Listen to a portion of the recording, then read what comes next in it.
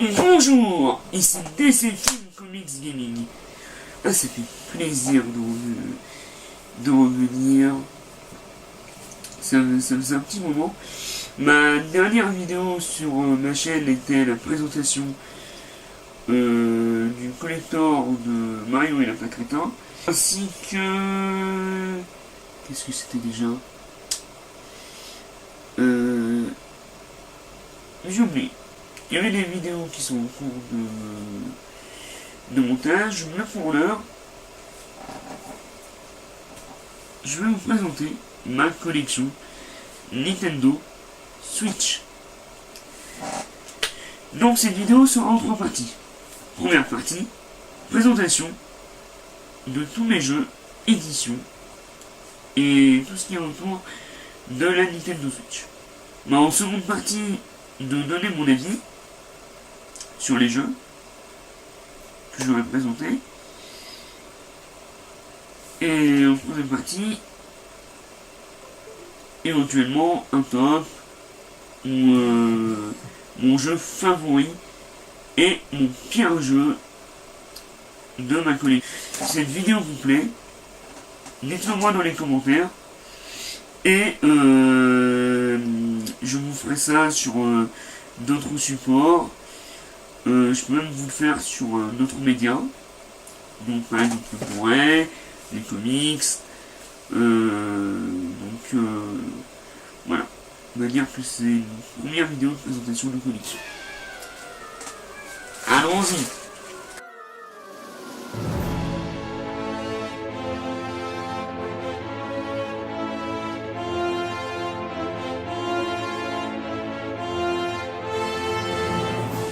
Nous avons bien entendu la fameuse Nintendo Switch, édition rouge et bleu. Donc j'ai pas voulu prendre l'autre format grise parce que je trouvais cette couleur plus flashy. Avec évidemment le grip. Donc j'ai d'abord commencé par les jeux et après par les éditions. Pour certains. Donc je vous les présente dans l'ordre où je les ai reçus. Donc le premier jeu que j'ai eu sur la Switch, il s'agit de One to Switch. Voilà. Donc ça c'est un jeu qui regroupe à peu près une trentaine de mini-jeux qui met en valeur la technologie nouvelle des Joy-Con. Donc c'est sympathique, enfin il y en a certains qui sont vraiment sympas, d'autres qui servent à rien. Mais je sais pas, au début j'étais assez hypé par ce jeu. Mais finalement j'étais un peu déçu. Depuis que je l'ai, j'ai dû y jouer 3 fois. Voilà. Sympathique, mais vraiment quand on est à plusieurs et quand tout le monde est dans le trip.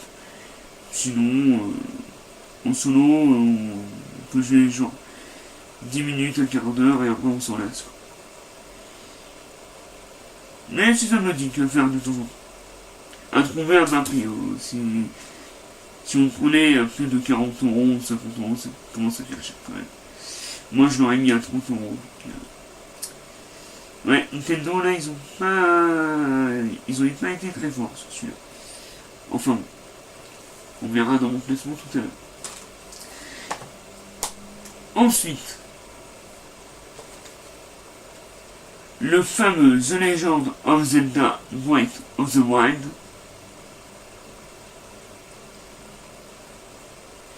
Donc, que dire sur ce Zelda, si ce n'est que c'est juste... Enfin, je l'ai pas terminé, hein. Je suis même très très loin. Mais, de ce que j'ai fait, il a l'air vraiment sympa. Alors, je vais essayer de vous mettre quelques images si je peux. Mais c'est quoi Zelda Breath of the Wild? C'est tout simplement un jeu, un monde ouvert, où vous incarnez Link.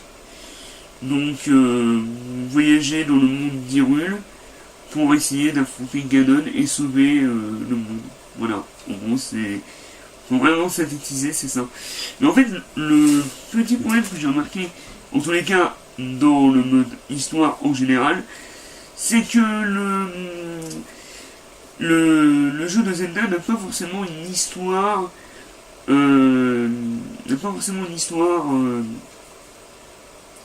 à suivre, enfin voilà. On peut faire ce qu'on veut, soit on suit l'histoire,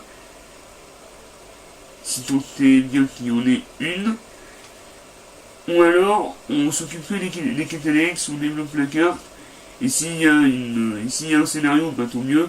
S'il n'y en a pas, bon, on fait le dit en fait. Donc moi je considère vraiment ce jeu-là comme ça. Mais c'est dommage parce que au début on a vraiment l'impression qu'il y a une bonne histoire et tout dans le prologue. Et puis au fur et à mesure où on avance, bon, au final, l'histoire se perd un peu. Donc à voir dans l'avancement, mais voilà. Très bon jeu, mais pour moi pas exceptionnel. Mais très bon jeu. Donc on verra dans mon classement.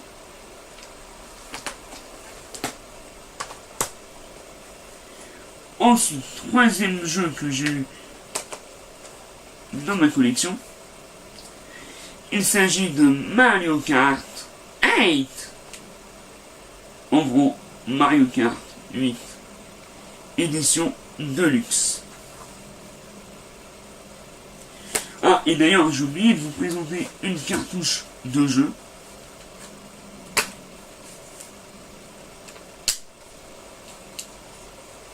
Alors, une cartouche, ça ressemble à ça.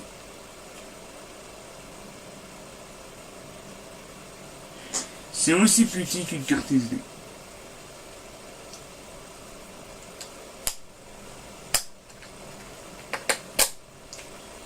Et donc, voici le milieu de... Enfin, la jaquette. Donc, après... je crois 2 mois, 3 mois passés sur ma Switch, et du coup comme il faisait partie de mes premiers jeux, qu'est-ce que je pense de ce Mario Kart 8? Bah, tout simplement, jouissif. Voilà. En un seul mot, jouissif. Les circuits sont très jolis, la plupart sont pas faciles. Et mais après le problème c'est que si j'ai un défaut à dire sur le jeu, c'est le côté trop chance. En fait, par exemple, pendant toute la course, vous avez fait une super stratégie pour essayer d'arriver premier, machin, et au bout d'un moment, on vous balance un tonnerre ou un truc en plein dans la gueule, et ça vous fait arriver 9ème au final. Et du coup, c'est assez rageant. Mais comme on joue entre potes, ben c'est toujours aussi rageant, mais qu'est-ce que c'est marrant. Donc moi j'ai vraiment adoré ce jeu, et c'est la première fois que je faisais un Mario Kart. Voilà. Une bonne découverte.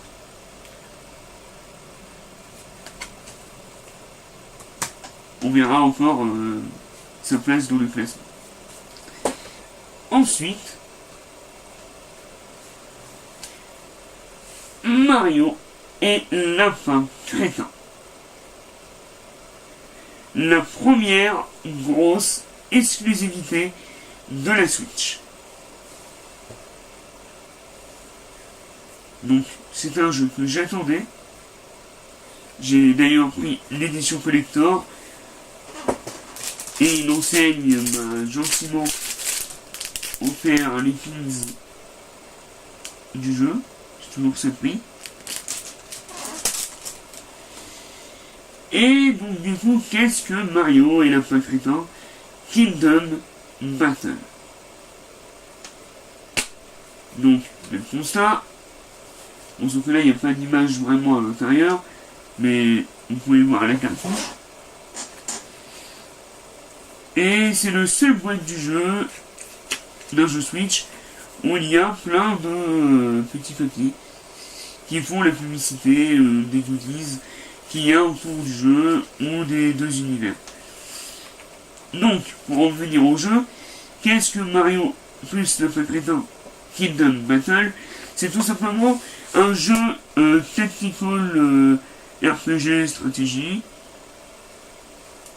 En gros, vous avez une équipe de 3 personnages. Donc par exemple Mario, Lapin Peach et Luigi. Voilà, par exemple. Et vous devez jouer pour combattre vos adversaires. Et vous devez alterner les personnages dans le même tour. Et pourquoi pas essayer de les faire jouer ensemble. Donc ce qui nous amène à des gags et à des stratégies vraiment comiques. Et au début, on a l'impression que c'est un jeu très facile, que c'est vraiment un jeu pour les enfants, 7 ans et plus. Mais en fait, plus le jeu avance, plus ça devient compliqué. Et il y a intérêt à booster nos persos pour pouvoir mieux avancer dans l'aventure. Mais en tout cas, pour moi, grosse surprise. Je l'attendais, je vais pas dire que je n'attendais rien, mais je l'attendais. Grosse surprise, j'ai été vraiment surpris. C'est un jeu qui détend. Pour la Switch, c'est parfait.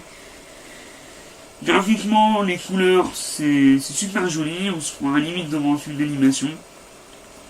La bande son est très, très sympa également. Il n'y a pas forcément de voix, mais plutôt des bruitages. Du coup, c'est assez marrant. Vous savez, c'est un peu comme les premiers jeux Lego. Donc, très bon. Et plein de références à la culture gaming et cinématographique.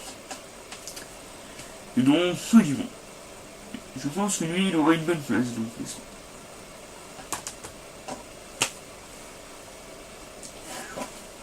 ensuite, j'ai eu le Fire Emblem Warriors.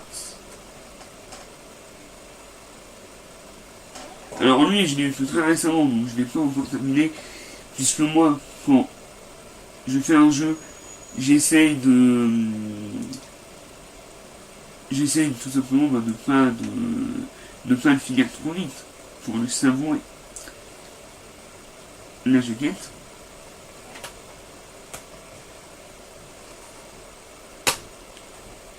Et hop. Donc c'est tout simplement un mousseau. Donc c'est un jeu qui fait la rencontre entre Fire Emblem, donc les personnages de Fire Emblem, avec le style du mousseau, donc tout ce qui est Dynasty Warrior, Warrior Enrichi, je crois, quelque chose comme ça, et d'autres jeux de la Omega Force. Et notamment, il y avait eu Hero Warrior qui était sorti sur la Wii U et la 3DS il y a un an ou deux.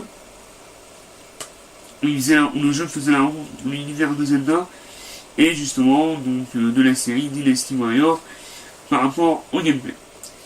Donc pour moi c'est un jeu très défoulant. On peut y jouer à la fois sur la tablette et sur la télé sans problème. Et on se fait des petites sessions de 1 demi-heure par jour. C'est nickel. On suit un peu l'histoire, mais l'histoire ne sert que prétexte. C'est surtout le gameplay qui est vraiment mis en jeu dedans. Et du coup, pour moi, c'est vraiment ultra jouissif. J'adore les beat'em all. Donc le Mosso, c'est le petit frère du beat'em all.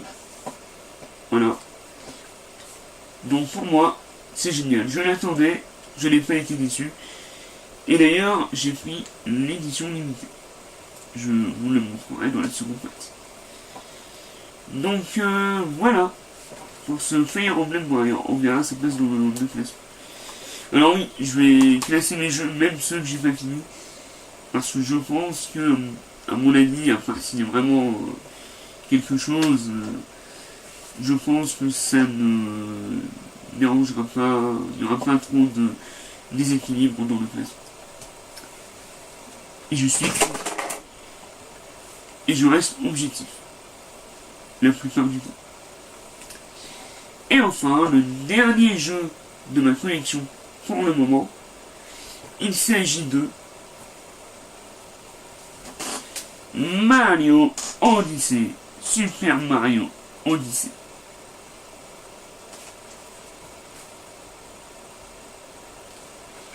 Avec en plus les paroles de la chanson.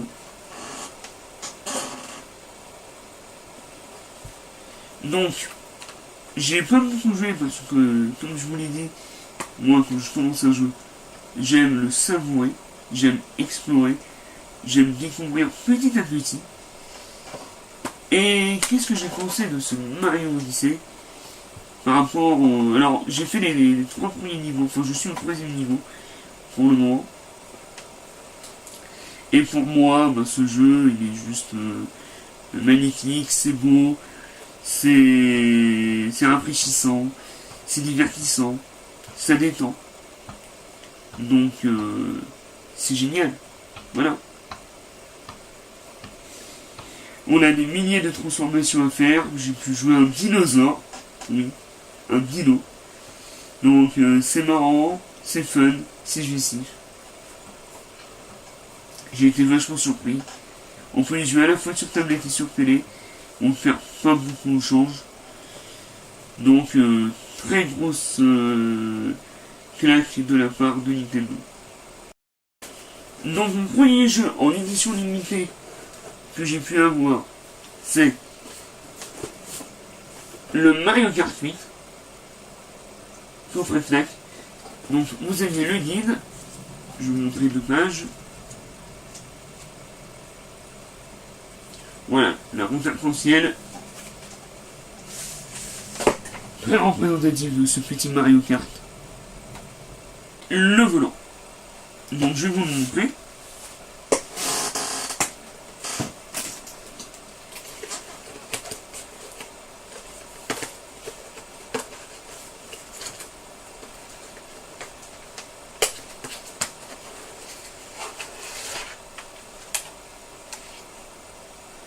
Voilà à quoi sert le volant. Bon, c'est sympathique, mais j'ai l'impression qu'on a plus du mal à jouer avec le volant que sans. Donc, ouais, un peu déçu. De Mario et le lapin crétin. Et donc, j'ai fait un déballage et une présentation sur ma chaîne. Donc, je vous invite à regarder la vidéo. Donc, dedans, vous avez la BO, la figurine de Mario Lapin, enfin de Lapin Mario plutôt, et des cartes. Voilà. Donc c'est un bon collector, il manque juste un artbook et un steelbook, et il aurait été parfait. Mais c'est un très bon collector Nintendo. L'édition limitée de Fire Emblem Warrior. Alors dedans, qu'est-ce qu'on avait? On avait la BO sur 3 CD, le jeu, et en plus un paquet de 12 cartes. Je vais vous en montrer une. Comme j'ai pas fait de vidéo sur le déballage du jeu, je vais juste vous présenter une ou 2 cartes. Donc cette édition limitée coûte 90, mais vous pouvez l'avoir à 65 avec l'alignement internet. Même sur Amazon, je crois qu'il passe à 65. Donc voilà, donc c'est du carton. Le toucher est assez sympathique. Et voilà. Moi je connais pas forcément tous les persos. Je le saurai une fois que j'aurai fait le jeu. Donc c'est une édition limitée assez sympa. Mais pour moi, il me manque juste un petit arbre. Voilà. Hop. Voilà.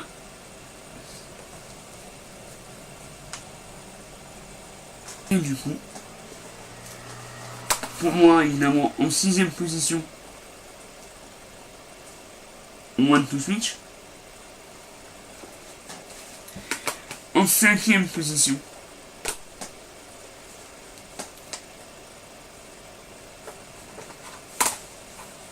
le Zelda. J'ai beaucoup aimé, hein. Mais ce n'est pas mon jeu préféré. En quatrième position, je mettrai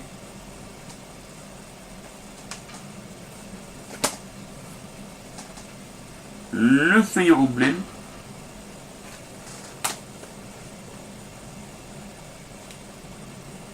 Puis, en troisième position,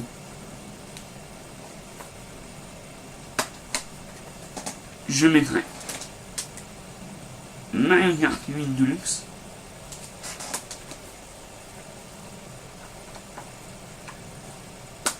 Et là, je suis un petit peu entre le cul.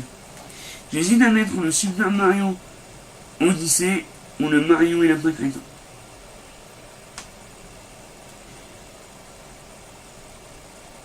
Bon, allez, je suis mon instant. Pour le moment, je mets Super Mario Odyssey en deuxième position, parce que j'y ai pas beaucoup joué. Et en première position, je mets Mario et la Crétin Kingdom Battle.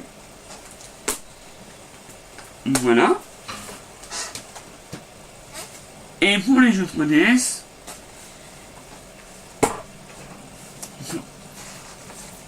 le Xenoblade 2 en deuxième position, et du coup Pokémon Lune en première position.